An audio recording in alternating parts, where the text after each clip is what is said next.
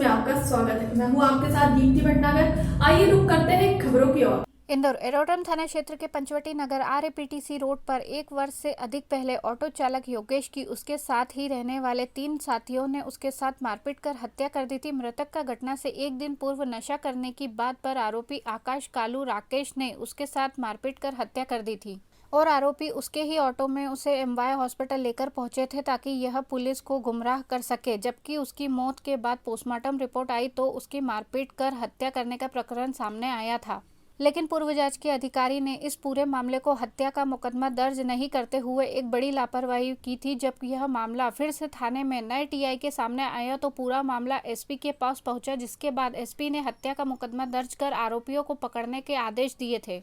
जिसके बाद aerodrome TI और सीएसपी ने अपनी कड़ी मेहनत करते हुए हर एक बिंदु को मृतक के परिजनों से पूछताछ कर आरोपियों तक पहुंचे। उनसे पूछताछ की गई तो आरोपी ने हत्या करना कबूला। एसपी ने टीआई और उनकी टीम को इनाम देने की घोषणा भी की है। इंदौर से पंकज परमार की रिपोर्ट। 21 सितंबर को थाना एरोड्रम में योगेश नामक रिक्शा चालक की मृत्यु पर से धारा 302 भारतीय दंड विधान के तहत प्रकरण कायम किया गया। मृतक योगेश की हत्या 2 अप्रैल 2019 को उसकी शरीर पर आई चोटों के कारण हुई थी। तत्समय मर्ग कायम करके मर्ग की जांच की जा रही थी। प्रथम दृष्टया ही हत्या का अपराध था। तत्समय के अधिकारियों को कायम करना चाहिए था, परंतु वह मर्ग में ही लंबित रहा। पिछले महीनों से लंबित मर्गों के निराकरण के लिए जो अभियान चलाया जा रहा है, उसी अभियान की कड़ी में थाना प्रभारी एरोड्रम श्री राहुल शर्मा जब इस मर्ग की समीक्षा कर रहे थे तब पीएम रिपोर्ट के अवलोकन से उन्होंने देखा कि इसके शरीर पर पर्याप्त चोटें हैं और डॉक्टर ने पीएम रिपोर्ट में होमोसाइड लिखा है। उन्होंने अपने सीएसपी एडिशनल एसपी के माध्यम से डायरी मेरे समक्ष प्रस्तुत की। प्रथम दृष्टया ही हत्या का प्रकरण था, जिस पर से 1.5 साल बाद प्रकरण कायम हुआ। तत्समय जिनकी लापरवाही थी उनकी प्राथमिक जांच करने के लिए एडिशनल एसपी जोन 2 श्री प्रशांत चौबे को निर्देशित किया गया है। इस अज्ञात हत्या के प्रकरण की पतारसी के लिए थाना प्रभारी एरोड्रम श्री राहुल तथा उनकी टीम ने लगातार मेहनत की। मृतक के परिवारजन तथा उसके दोस्तों से संपर्क किया, नए सिरे से पूछताछ की तो ये पता लगा कि मृतक रिक्शा चालक तो था ही, परंतु नशे का भी आदी था। इसके साथ इसके दोस्त भी नशा पत्ता करते थे।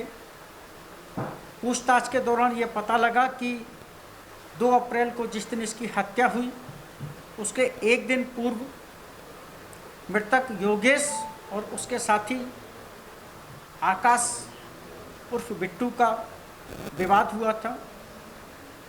पुलिस में सूचना हुई थी, झगड़ा किए थे, जिस पर से थाना एरोड्रम पर दोनों का 151 भी हुआ था।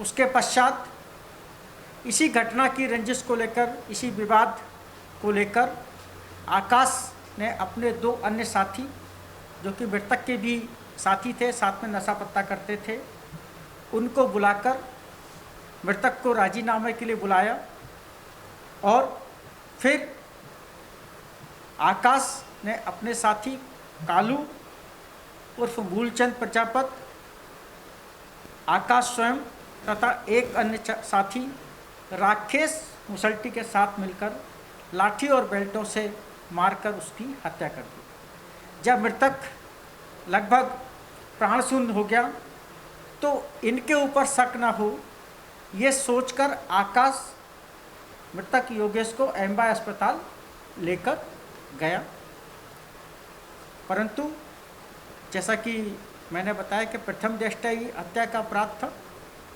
तत्समय ही होना चाहिए था, परंतु जब जानकारी में आया तब additional SP west zone 2 CSP Malharganj के मार्गदर्शन में थाना प्रभारी एरोड्रम तथा उनकी टीम ने बहुत जल्दी एक अज्ञात हत्या के अपराध का पर्दाफाश किया है। कालू भी पुराना अपराधी है जो पूर्व में भी एक हत्या के केस में जेल जा चुका है। राकेश के भी पर्याप्त अपराध हैं और आकाश भी छत्तीपुरा का निगरानी बदमाश है।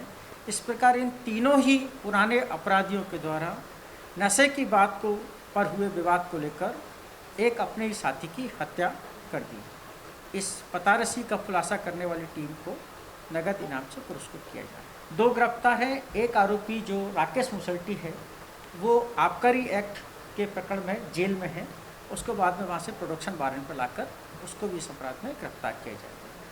पूर्व के जो इनके अपराध हैं जिस पे ये जमानत पर चल रहे हैं उनकी भी जमानत उनकी कैंसिल कराई जाएगी। फिलहाल इतना ही। देश दुनिया की तमाम बड़ी खबरों के लिए बने रहे सोनी भारत न्यूज के